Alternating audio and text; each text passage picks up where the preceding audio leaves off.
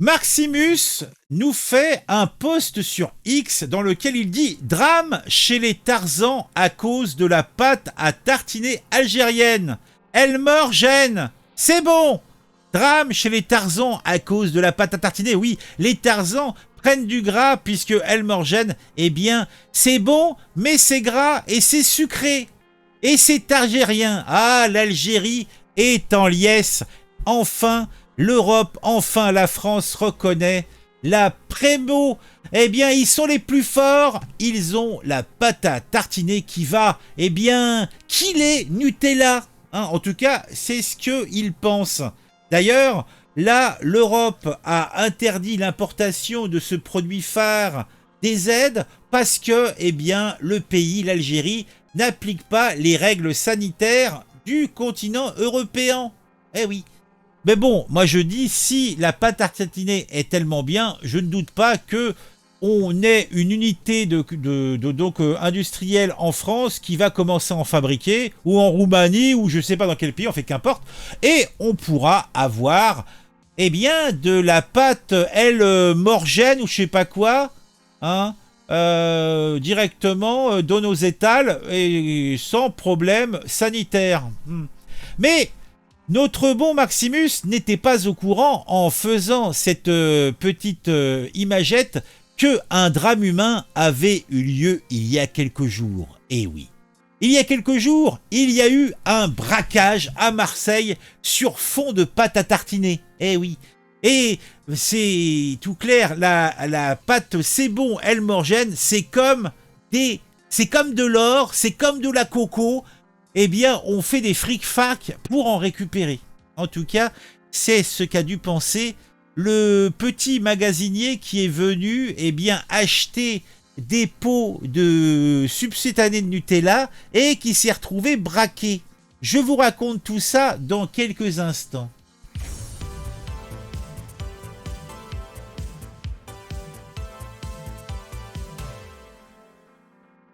Oui, je sais bien, je passe du coq à l'âne et vous vous demandez mais où veut-il aller puisque un commerçant tombe dans un guet-apens alors qu'il cherchait à se réapprovisionner en pâte à tartiner Elmorgen. Et ça se passe à Marseille. Et c'est vraiment original puisque c'est le premier braquage dont j'ai entendu parler qui concerne une pâte à tartiner. Eh oui.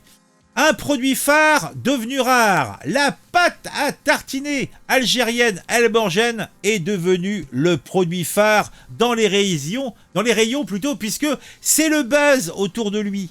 Et il disparaît des étalages puisqu'il y a, malgré son succès fulgurant, grâce aux réseaux sociaux, la pâte à tartiner est interdite en Europe en raison de la réglementation sur les importations de produits laitiers.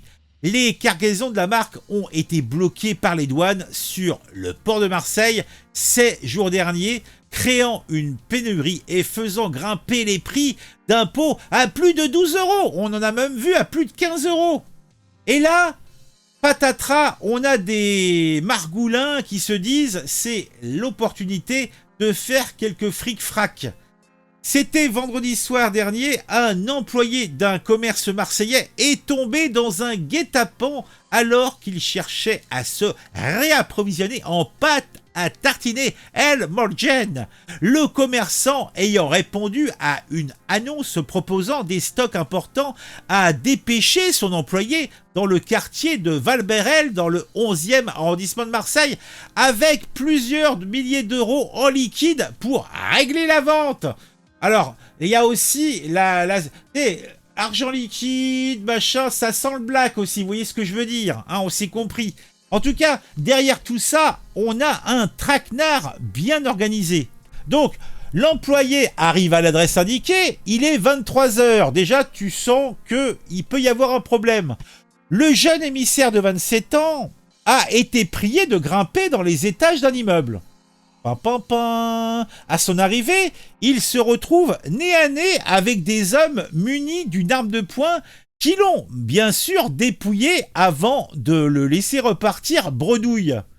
L'enquête a été ouverte, mais tout cela, eh bien, nous fait penser que c'était un plan, eh bien, plutôt brillant.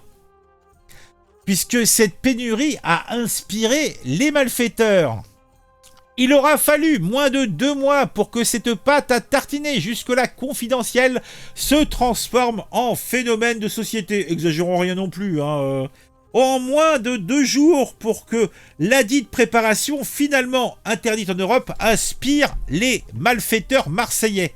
La pénurie et la hausse des prix ont poussé certains commerçants à remuer ciel et terre. Eh bien, dis donc. Pour se réapprovisionner, tombons ainsi dans des pièges bien orchestrés. Eh oui.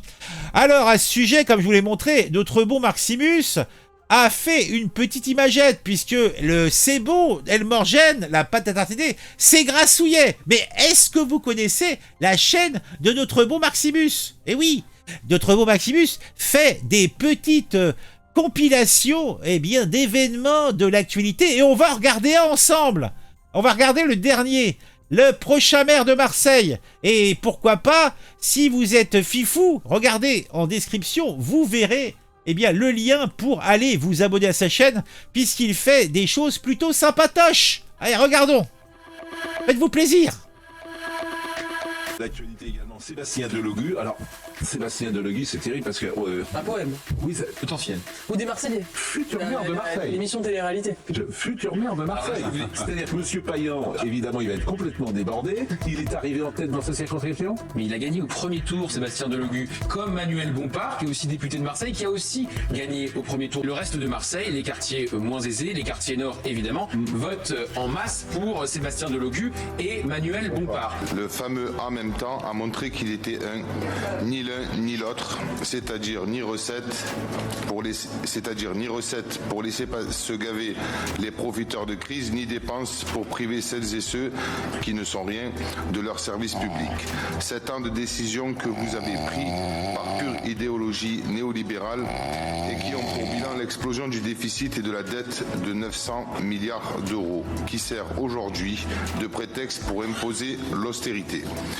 7 ans de la méthode Bruno Le Maire. Non mais moi j'étais juste un peu fatigué et puis voilà, j'ai écorché juste un mot qui m'a... Après j'ai sauté une phrase et puis d'un coup je me suis retrouvé à bafouiller. Mais vous avez bien vu quand même qu'ils ont ralenti la vidéo pour... Oui, ça j'ai vu. Oui. Ça a été propagé un peu par la droite et l'extrême droite. Sébastien Delogu, en tant que député de la République, gagne environ 7 000 € par mois et il a autant de frais de représentation. Donc eux qui aiment bien calculer à chaque fois en nombre de fois le SMIC, Sébastien Delogu touche chaque mois 5 SMIC. Donc quel est le mépris de classe vis-à-vis de quelqu'un qui fait partie du haut du panier de la société?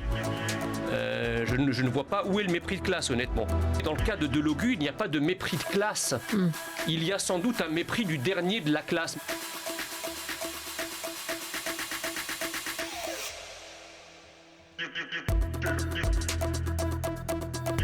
Aujourd'hui, le droit de vote, il est justement universel, octroyé à tous les citoyens. Depuis 18 ans, vous voulez instaurer un permis de voter.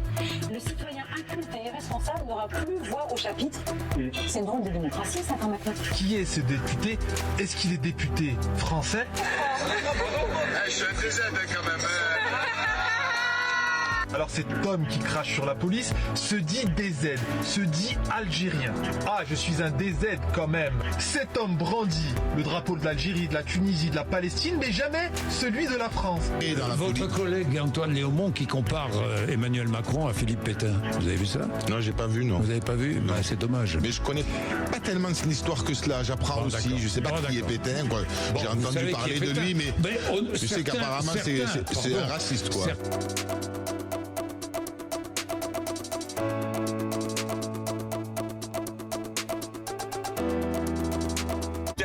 C'est ça? C'est ça que tu veux? Quoi? Qui vous a donné cet ordre? Vous obéirez comme les autres. Et vos sujets de merde, vous allez les faire avec des gens qui veulent répondre à la merde. Tu fermes ta petite bouche, tu me parles de politique. Regardez-moi ce gros imbécile. Voilà. Exactement. Alors je gagne 40 000 €, espèce d'imbécile. Vous avez un pois chiche à la place du cerveau. Je veux pas, connard. Mais c'est pas la peine de m'insulter. Dégage.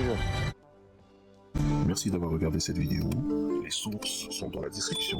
N'hésitez pas à liker, commenter, partager. À bientôt. Voilà, donc je partage. Donc vous avez vu un extrait donc d'un numéro donc du contenu créé par ce beau Maximus. Et ce beau Maximus fait régulièrement donc des dossiers, des petites vidéos assez succinctes où il compile les informations essentielles, il les commente sous forme écrite, il met même quelques petits éléments comiques assez amusants, et je dois dire que je suis friand de ces revues de toile, et il en est déjà à son 11e numéro. Ça commence à faire. Il faut lui donner de la force, il n'a pas assez d'abonnés. Je pense que si vous appréciez ce que je fais, vous apprécierez ce que fait ce beau Maximus. Vous avez le lien en description, faites-vous de plaisir, faites-moi plaisir, allez donner de la force à notre camarade Maximus. Allez, en tout cas, pour revenir à cette actualité, eh bien, je ne doute pas que bientôt on trouvera dans tous les Cora, tous les Leclerc, tous les Auchan de France et de Navarre cette sympathique pâte à tartiner, cette fois-ci fabriquée par une usine en France, en tout cas en Europe. Comme ça, nos amis algériens ou algéro-descendants pourront consommer leur mets le plus délicat. Allez, à très vite pour une nouvelle vidéo sur